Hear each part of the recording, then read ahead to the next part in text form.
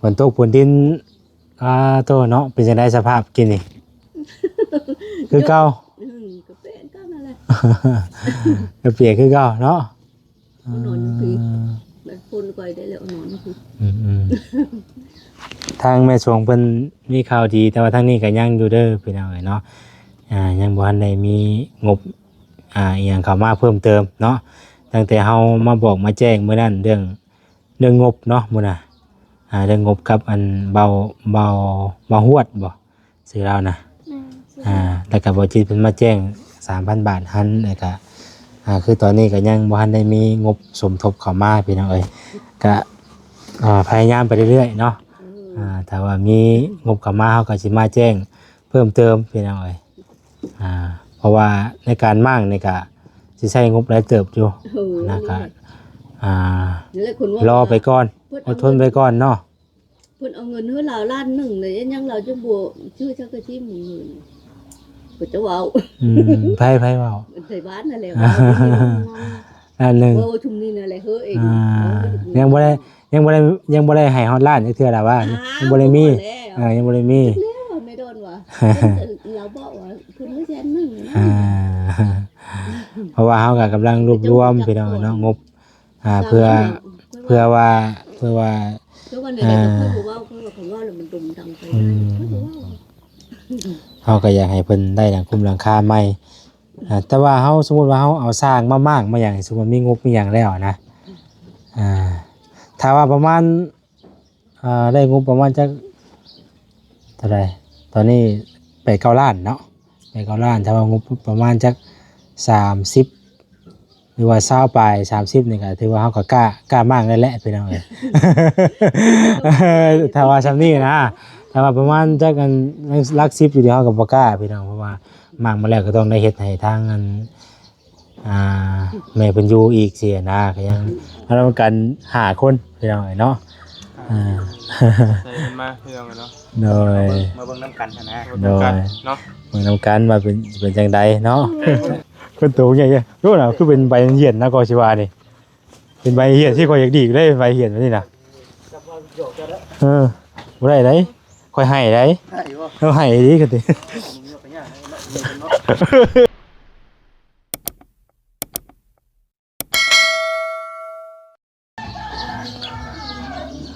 พี่น้องเอ้ยพบพ่อกับซ่องบ่าวแสนคือเก่าเนาะตอนนี้ก็เดินทางเข้ามาฮอดบ้านดอนกองพี่น้องเอ้ย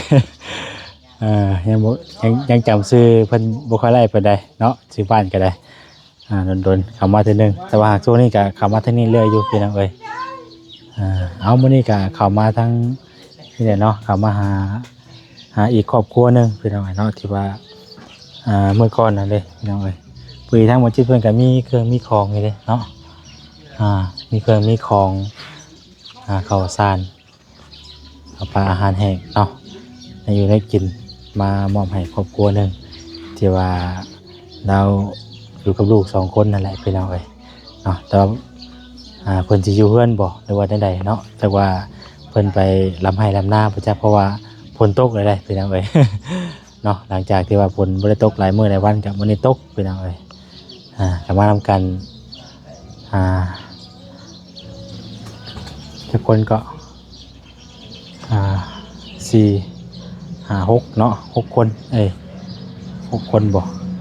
6คนเนาะ6บ่คือ5นี่แหละพี่น้องเอ้ยมีบอสลีบอต้าบอยาวบอจิตแสนเนาะ5คนพี่น้องเนาะมานำกัน5คนพอดีพ่อกันอยู่เฮือนน้อยๆแหละก็ได้ชวนกันขึ้นมานำกันพี่น้องเนาะก็ตั้งบอยาวเพิ่นมานี่แหละถ่ายบรรยากาศนำกันว่าซั่นซะเนาะกับครอบครัวป้าของน้องคุณตาพี่น้องเอ้ยมาเดี๋ยวเขาไปทักทาย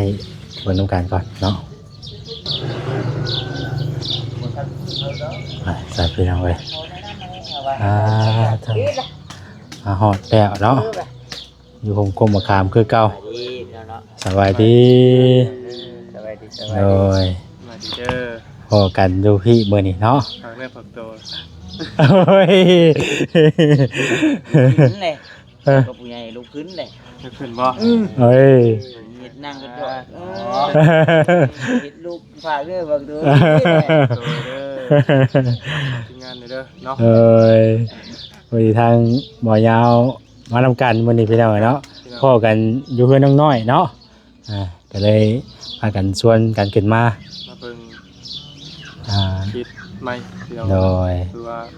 2มื้อแล้วพี่น้องก็ที่ออกนอกสถานที่เนาะ โอ้เพราะว่านี่อ่าไปทางใดเกาะ เพราะว่านี่บ้านทงลงบ่อีหยัง ทงหลง ชื่อว่า ลง บัดนาทม ซื้อว่าแต่ละหมองซื้อว่าแต่ละหมองกับแบบยังบ่คุ้นเคยปานใดเนาะ ลงนาทมจัก ลงกระทม บัดนาทมดงบ่ แต่ว่านี่ก็ยังแบบบ่คุ้นปานใด บ่เคยไปก็ เออ เจ้าก็ยังบ่เคยหรอกเห็นแล้ว ที่ก็อยู่เขตนี้อยู่ ดู เนาะ นี่ก็จะว่าเนาะเคยเข้ามาแล้วบ่เป็นครั้งแรกเลยเนาะเอ บ่ อ เคยผู้ไทยบ่ แม่หมู่บ้านผู้ไทยเป็นยังไง คือผู้ไทยเนาะพี่น้อง อ่า เจ้าฮู้กันเนาะ บ่หลายเด้อ ส่วนหลายกับเพิ่นบ่คือทาง บ่ว่าเป็นยังไงเป็นยังวะ เก็บแบ่งเลย อ่า นี่เนาะได้เนาะ ได้อยู่ ได้อยู่ห้องงานบ่ได้อยู่ อยู่ไกลอยู่เด้ และพากันมาเบิ่งน้ำกันไปหน่อยเนาะเพราะว่าป้าน้องบุญตานี่แหละ อันนี้บ่ อ่า บ่ เพื่อนเพิ่นอยู่พุทธ บัง เราคุมหลังคาแล้วก็เจ้าไปเห็นเจ้าสิแบบฮู้นักอยู่เด้ ไงอยู่นี่เด้อ แต่ว่าหลังคามันแบบสุดโหดอีดี ทั้งทึ่งเอาบ่ได้ อืม ทั้งทึ่งมันใช้งานบ่ได้ อืม โดนแล้วอะไร ช่วงล่างช่วงถึงพังแล้วเนาะพี่น้องสิว่าไง เพอยังมุงไหม้อีกเด้ เออ มุงไหม้อีกบาดมันไหม้มันหลอกมันอย่างนั้นมันเปื่อยไปเลยบาดเลย ไฟใหม่ทั้งค่ายอีกแล้ว เพราะไหม้ราคาอีกบ่ ไฟใหม่ทั้งค่ายได้ตัวปืน ขอเลยบ่ได้ฮู้เลย เจ้ามาทางไม้ เอาแล้วกันหาคนพี่น้องเนาะ ใส่กันมาพี่น้องเนาะ โดย มาเบิ่งน้ำกันนะ โดยเนาะ เมืองนำกันมาเป็นจังใดเนาะ ไกลพอสมควรอยู่เนาะ ไกลเติ เรื่อบ งอยู่ได้พี่น้องเลย เข้ามาในเลิกเติบเนาะ มีเนาะ จากนี่ลงไปบ้านเฮานี่มีอยู่เกือบจาก200พุ่นแหละ เบ้าไปเลยนี่ก็ได้ บางทีมาไกลกันที่ไกลโพดบ่ จากโอ้กลับไปก็มาฮอดได้ไรเฮามานี่ บ่ได้นะกลับไปกลับมาบ่ได้ ประมาณ100 ฮะ 100เนาะ100ไป แล้วร้อยไป เจ้าสิเทียงหยังกลับไปกลับมานี่ บ่ได้นะบ่ได้ บ่ได้บ่ขึ้นมานี่บ่ฮอดบ่เฮ้ยร้อยเฮ้ย บ่ฮอดบ่ฮอด จากอันห้านดึกมอเตอร์ขึ้นมาอันว่าบ้านนาขาดมัน75ลักแล้ว 100น่ะเด้อค่อยไปเด้อตั้งแต่ออกจากเฮือนฮอดเฮือนประตูโจยน่ะ100เต็มๆเลย นั่น แต่ว่าพี่จะ ซื้อรถจักรมาให้อันน้องน้อยบ้านนาขาด75ลัก ไหนบ่ เอาก็เจ้าเราเป็นผู้ชื่อตัว เอาบาดนี่ ไปได้อยู่แต่ว่า200บ่ฮอด เอามันกลับไปกลับมา กลับไปกลับมาก็บ่ได้ เนาะอ๋อเนาะอ๋อ200รถจักรบ่ได้ใกล้เท่าเลย ราคามาอีนัง75 พอแล้วมื้อนี้พอแล้วเนาะ พอแล้วมันเรื่องใหม่อะ เอาไปเลยเอาน้ำกันนี่แหละเนาะไปเลยเดินซานเพิ่นครั้งแรก ขัดคุกคามแล้วผมนะ โอ้แล้วสินงานมันขึ้นดีจังเนาะเอามามันยังไงอยู่นี่ก็เฮือนน้องเพว่านี่ก็เฮือนน้องเพว่า มีใช่ป่ะอีกบ่ แต่ว่าเราบ่อยู่เฮือนมื้อนี้ ไป นะ ดำให้ดำหน้ายำหน้า บ่จิตเป็นจังไดมื้อนี้เฮา คือเจ้าบ่อยู่เฮือนซ้ำมื้อนี้นะ อืม ก็สิโทรนัดก็บ่มีอันนะโทรศัพท์เราก็ได้ เอาผู้นั้นบ่ แม่นหยังก็สงขลาบ่ กับเพิ่นแล้วช่วงตอนค่ำๆค่ำๆเพิ่นแหละ พอดีทั้งผู้ใหญ่ทั้งบ่จิตเพิ่นให้ซื้อข้าวมาให้นะเขาก็ต้องได้ถ่าก่อนพี่น้อง ถ่าก่อนเป็นหยังสามเพิ่นมาเนาะ แม่ นี่แหละก็ไปในระหว่างที่รอถ่าเพิ่นมาแต่ให้แต่หน้ากะสิเข้าไปหาอัน ๆ ป้า ถ่บ่ น้องบุญตาซะก่อนไปน้องเขาเลยก่อน เนาะเป็นยังไงมันจะได้สทางบ่ยาวช่วงนี้ เป็นนี่ เรื่องการเรื่องงาน ก็บ่มีทางไป มีทางไป นี่ว่าตรงๆเลยเนาะ เปลี่ยนมันจะเปลี่ยนสถานที่พี่น้องเบิ่งมื้อนี้เนาะ2มื้อแล้วแต่ว่าไกลพี่น้อง แต่ว่าที่เข้ามากระเติบยังอยู่เนาะ นะการงานกับบ่คือตะกี้แล้วพี่น้องเนาะไกล รู้สึกว่าอืดๆอยู่พี่น้องช่วง คือพ่อแม่พี่น้องเพิ่นฮู้แหละเนาะ FC ที่ว่าเพิ่นติดตามมาก็คือสิฮู้อยู่ดอกพี่น้องเพราะมันเป็นได้ส อื ม ด มุติ ใน ในการ อย่างนะ อ่า อืดทั้งในกระเป๋าอืดทั้งวิว มีแต่สู้แหล้วเนาะ โดย สู้ๆกันได้พี่น้องเอ้ยไปเรื่อย สู่ไปใช้น้องคนบริเวณบ่ ๆอ่า เห็นไหม อ๋อโอเคไปซะเดียวค่อยเข้าไปหาทางเพิ่นก่อนอะไรก็จะสู้ไปทำการคือเก่าเนาะ คือการ โดยโดย ใจเด้อ โดยมาทำการพี่น้องเอ้ย เด้อ ไปพี่น้องเอ้ยทางเราเป็นกับโบอยูช่ำเนาะน้องเพรว่า ไปทำให้ทำมา ไปรับหน้าพี่น้องเอ้ย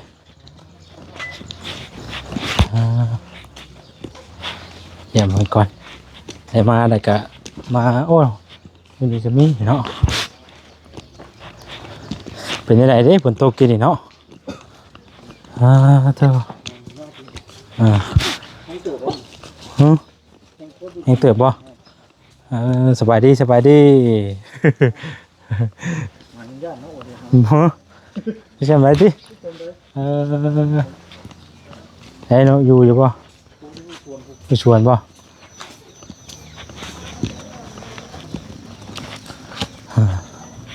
เอาชวนเลยป่ะมันนี่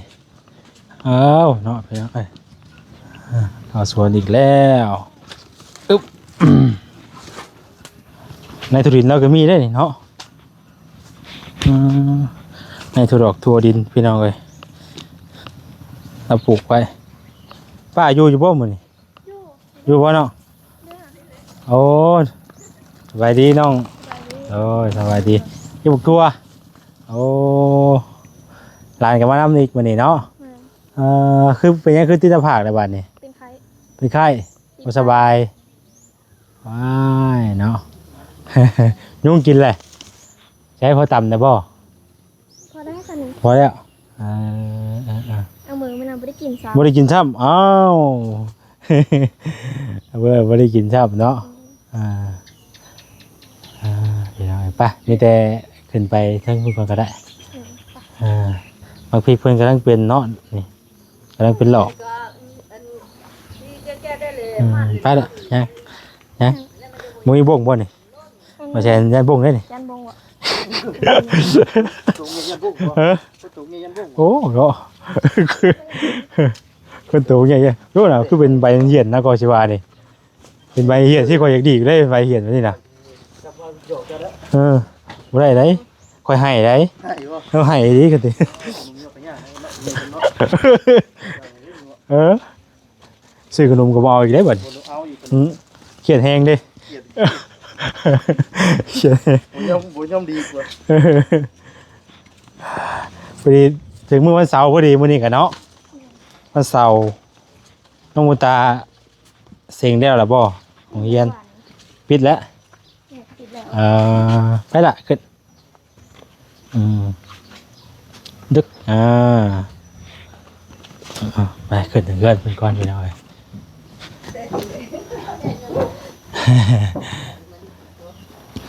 มาขึ้นมาพอจะดี นอนที่วะไปเนี่ยโดนคนตกแล้ว เกี่ยงตลอดเพื่อนเพื่อนนี่เนาะสาเหตุที่เกี่ยงตลอดนี่เมื่อวานยังได้พี่น้องเนาะ บริกวดบ่ บริกวดเพราะว่าฝนตกมาแล้วก็ล่างไปเลย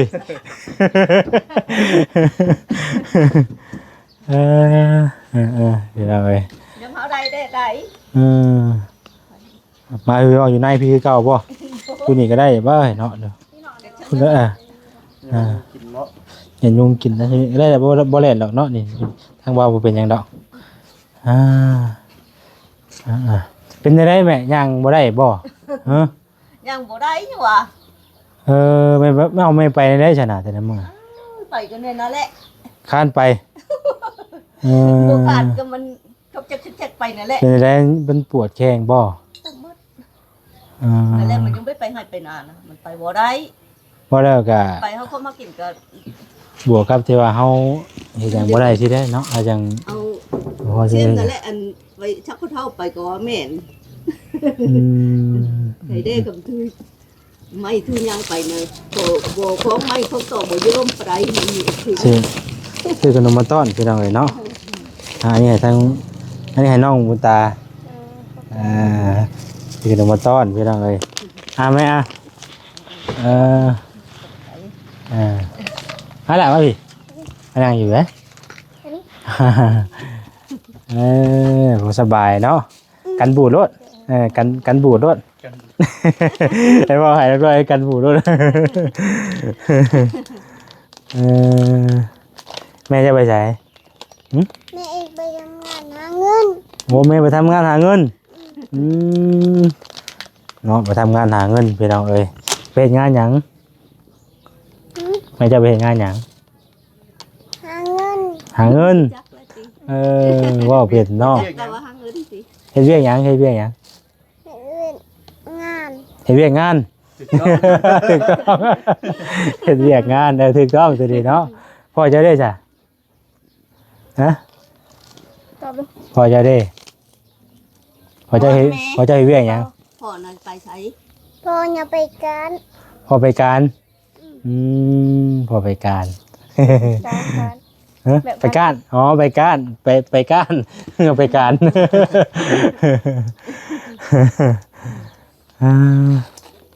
อากาศร้อนคือเก่ามื้อนี้เนาะ ยาตกเลยแดดเลยเลย แล้วพี่อะไรมานั่งพี่ก็ได้มันอยู่ใกล้กันเนาะโอ้เป็นยังล่ะอัน จักยังว่ามันนี่น่ะมันเชื่อขึ้นเลยบ่เลยลงผูก ขออนุญาตนำเด้อพี่น้องเอ้ย คนละอย่างเลย เบิ่งสิให้เบิ่งนะอันนี้สุดาเฮานั่งมันเป็นหยังเกาะ มันไปเจ็บไปยัง บ่ได้เจ็บบ่นี่น่ะเอ้า เต็งกับหาม มันกระดันบ่แม่นบ่ ก็บ่แทงก็ได้ตะกี้น่ะแทงเลยเขาคอยตัดออกยัง อินนะ ส่วนหลายแม่นั่งแต่เบื้องนี่บ่บ่ได้กับเฮา มันเคยเบิ่งนี่แหละ ส่วนหลายนั่งแต่เบื้องนี่ คือว่าเราเป็นเมื่อวานได้แล้วมัน เนาะนั่งเฮานั่งทับแต่เบื้องนี่มันก็ได้กระดันบัดนี่ มันถูกไปถูกมาแล้วพร้อมเนาะ หากส่วนหลายแม่ไปน่ะแม่ขยับไปบ่ได้ย่างบ่ ย่างอยู่ดอกบ่แม่นดอกใครจะขยังก็ดีบ่เจ็บ แต่ มันเช็ดไปนั่นโยบกว้างน่ะเดี๋ยวแต่มันบ่เจ็บจังว่าเต็งได้เฉย เป็นเอาเลยเนาะมื้อนี้ก็ขึ้นมาทางนี้คือเก่าไปยัง จักน้อง ยากินแล้วบ่แซ่บบ่แม่คุณเนาะจักถึงแล้วบ่ อิ่มแล้ว บ่แซ่บ บ่แซ่บบ่เคยกินบ่จักมันเป็นอันนั้นมันมีหลายรสพี่น้องเนาะมันมีหลายรสมันเป็นขนมปลาขนมปลาแต่ผู้มักก็แซ่บผู้มักก็บ่แซ่บ เคยกินเลยแซ่บ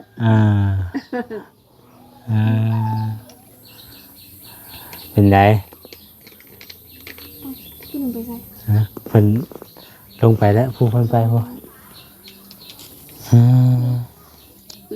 ได้แซ่บอยู่บ่ จักบ่กินได้ บ่เคยกินจักบ่เนาะ เคยจังว่าเรียนได้จังว่าจะกินน่ะ น้ำมันตาเนี่ยคือเคยกินใช่ไหมน้ำมันตาน้ำมันตาเราเคยกินนะเราเคยกินบ่เคยเลยบ่แซ่บบ่ อย่างไรวันนี้กับพากันมาพากันมานี่แหละพี่น้องเอ้ยฮะพอดีว่าจิตเพิ่นนั่นซื้อข้าวมาให้อันไปน่านเราอยู่กับลูก2 คนน่ะ ชุ่ม อาชีพเป็นซื้อข่าวมาให้อันแม่สงเนาะ ไปหน้าไปจัง บ่เห็นแล้วบ่เห็นเพิ่นอยู่เฮือน ยังไป บ่เห็นเพิ่นอยู่เฮือนคือจังไดเนาะทางเฮาก็ได้เข้ามาแล้วก็มาถามมาไทยทั้งแม่เพิ่นเลยพี่น้องเอ้ยฝนตกฝนดินโตเนาะเป็นจังได๋สภาพกินนี่คือเก่า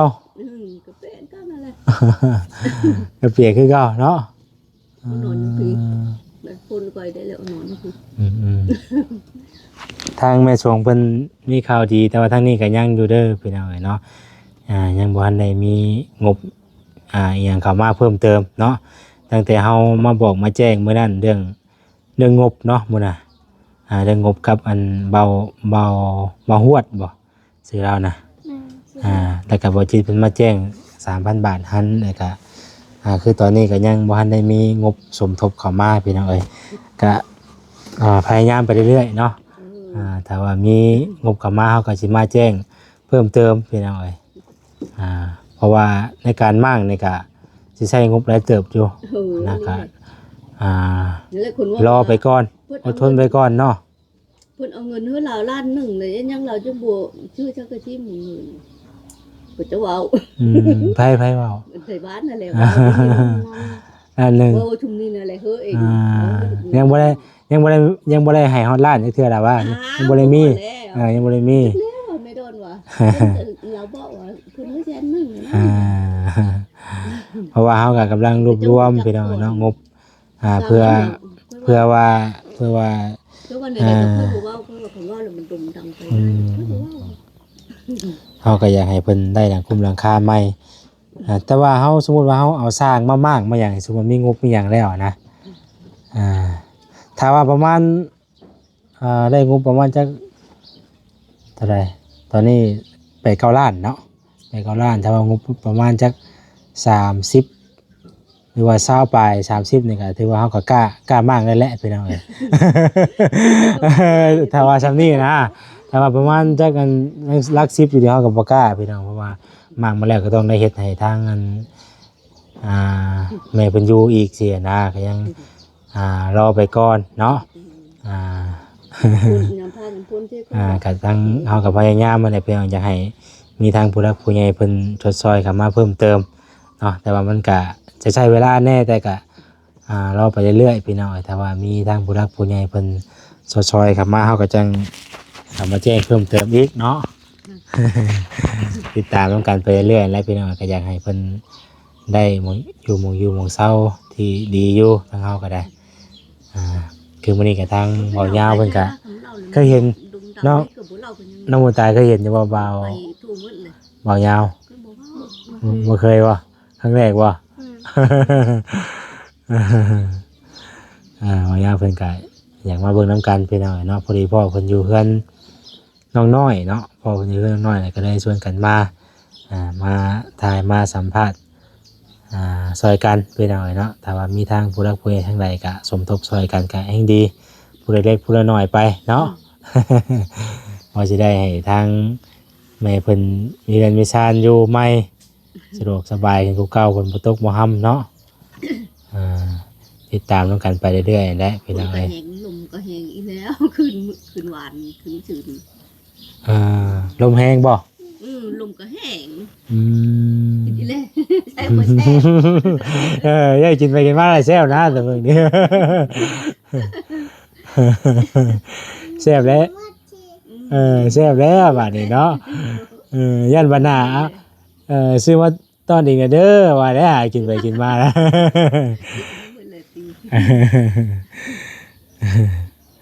โอ้ยเนาะพี่น้อง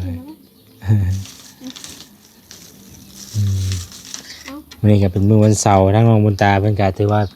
ปิดเทอมแล้วบัดนี้เนาะปิดเรียนแล้วเนาะปีหน้านี่ขึ้นม.ยังเจ้า มหาคันเห็นต่อ อ๋อม.5บัดนี้เนาะ คนบ่อยากกิน ไกลบ่โรงเรียนเนาะ ไป ไปทางใดโรงเรียนเจ้า ไปทางโกแองแล้วก็ไปทางโพไซ ไปทางบ้านโพไซ ไปเชียงน้ำลูกไปเห็น ไปเรียนแล้วก็ไปเสี่ยงในยุคุแล เรียนมันอยู่ไส ยุเรียนต่อไปผลงานในคันเห็นต่อเยอะไปพิจารณาได้ทำไกลทำไกลไกล เนาะไอ้ที่ว่าหลายครูหลายคนถามทำไมเนาะมาเป็นจังได้เนาะสิได้หลังคาใหม่แล้วบ่ ก็บ่เว้าทำก็บ่เว้า มาบ่ฮู้เด้เนาะ แล้วก็หมู่ยังชูชีเว้าไปก่อนอยู่มันบ่ถึกนั่นแหละมันบ่จักก็เว้านะ คือว่าแลพี่น้อยเนาะหลายมุมมองหลายครูหลายคนเห็นเฮาเข้ามาเพิ่นก็คิดว่าเฮามีงบมีหยังมาซอยหลายแล้วสินะเนี่ยก็จริงแล้วก็เบิ่งถ้าว่าผู้ใดติดตามเบิ่งในคลิปก็สิฮู้พี่น้อยเนาะว่ามันเป็นมาในใดแล้วก็คอย เฮ็ดไปเรื่อยๆแล้วเนาะถ้าว่าเฮามีงบไว้ก็มันก็ขึ้นอยู่กับงบคือการทำให้เฮามีงบเพราะว่าคือถ้าเฮาเองก็บ่ได้มีเงินมีหยังได้พี่น้องก็แค่ว่ามาถ่ายให้พี่ให้น้องเพิ่นเบิ่งเนาะถ้าว่าผู้ใดอยากซอยก็ซอยสินะทางผู้หลักผู้ใหญ่เพิ่นนั่นแหละก็มีคือการเนาะผู้บ่ได้หยังเลยก็มีถ่ายบ่ได้ก็ได้ แต่ว่านี่ก็มีแต่พยายามอยากให้เพิ่นได้และมีหมู่อยู่หมู่เศร้าพี่น้องเอ้ยดังไปดังมาก็เริ่มฮ้อนเข้าได้บัดเนาะ ฮ้อนเข้าได้บัดดิ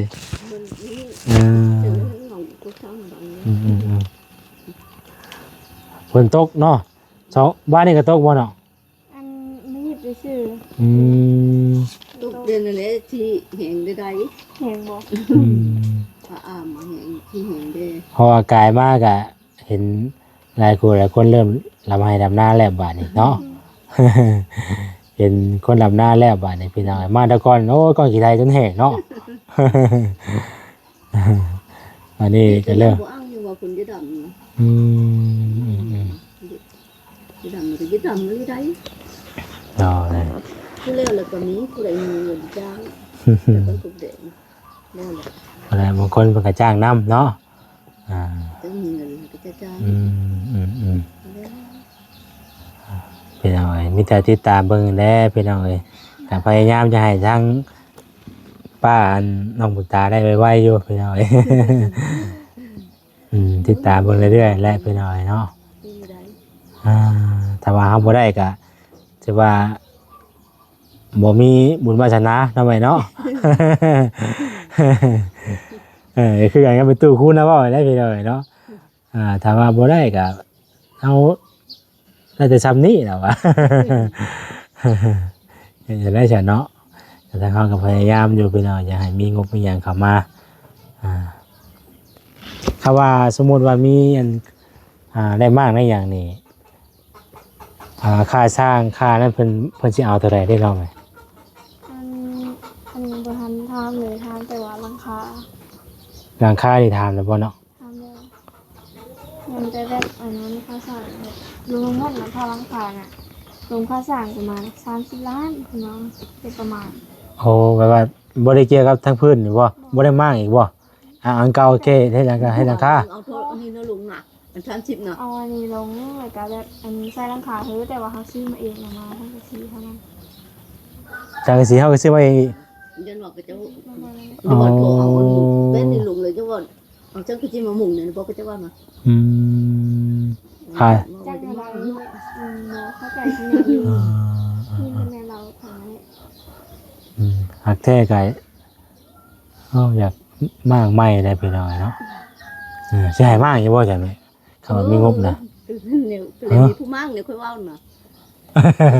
เห็นว่าโอ้ยเพิ่นมุ่งให้บ่เนาะเฉพาะเฮ็ดโค้งให้หยังไม่นะบ่ได้กันเนาะ30 ล้านที่ไปหน่อย ก็บ่ว่าน้อยว่า ใช่กระชีพร้อมจะ อยู่ก็ดีจะว่าทางมั่งทางยังเนาะ หักแท้ก็อยากเฮ็ดใหม่ได้บ่แซ่นไปหน่อยเนาะเพราะว่าแต่ว่าเฮาก็เครื่องเก่ามันนี่ก็เอามานำใช้ได้อยู่แต่ว่ามันก็เบิ่งก่อนเนาะแต่มันจะทนกว่านะมันก็สินั่นใหม่กว่าแต่ว่าเฮาเฮ็ดไปรถมันเซมันหยังได้กันก็ได้ พี่น้ำเอาไม่หาน้ำอันนะ เป็นจังไดก็ขึ้นอยู่กับอันทางผู้รักผู้ใหญ่เพิ่นเบิ่งนั่นแหละพี่น้องแต่ว่าผู้ใดคิดเห็นสงสารเพิ่นก็ยินดีเนาะ ไม่แกะดู แต่ว่าทางแม่เพิ่นบ่ได้ก็ขึ้นอยู่กับบุญวาสนาเพิ่นนั่นได้จังได๋ซะทางเฮาก็พยายามเต็มที่แล้ว ติดตามบ่นำกัน จ้อง เด้อฮ้อนเอาได้เลยได้ยังจะกินกับข้าวบ่นี่แม่มียังกิน หมดลงไม้ อ๋อหม้อละไม้มีแต่ละไม้เด้ยามนี่เนาะช่วงนี้อาหารเนี่ยก็ประจำบ้านเนาะอาหารเนี่ยก็เพิ่นเอิ้นน่ะ ยังงอทีเดียว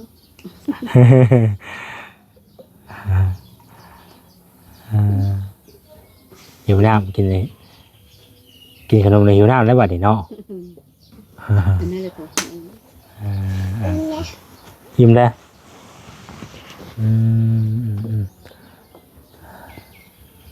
หลายแต่ไม่ได้นั่นไหนได้ไม่เด้อไม่ได้กลับมาเยี่ยมมายามถามข่าวคือเก่าแต่ยังบ่ได้มีหยังเพิ่นเอามาแจ้งมาบอกวันนี้บ่ได้มื้อหน้ามื้อในเพิ่นอาจจะสิมีข่าวมาแจ้งบัดนี้ขอให้มีข่าวดีเข้ามาไวๆเนาะ ไปแต่สำหรับคลิปนี้ก็สิได้จบไว้สำนี้เลยพี่น้องเนาะมีแต่ว่าฝากพี่น้องเป็นกำลังแรงใจให้แล้วก็ทานใดทางผู้รักผู้ใหญ่เพิ่นนั่นแหละที่ว่าเพิ่นเบิ่งมุงซุมอยู่ตอนนี้ถ้าว่าอยากช่วยจากซอยก็ยินดีเข้ามาพี่น้องเอ้ยเนาะตอนนี้ก็กำลังรวบรวมงบ โดย ไปเลยน้องเด้อเนาะสบายดีในทางยังหลายคนอยู่พี่น้องสิเข้ามาถามไทยก็ได้ยังจะได้ว่าอะไรเติบอยู่ดอกเนาะ ที่มันแบบที่มันลงอีโบ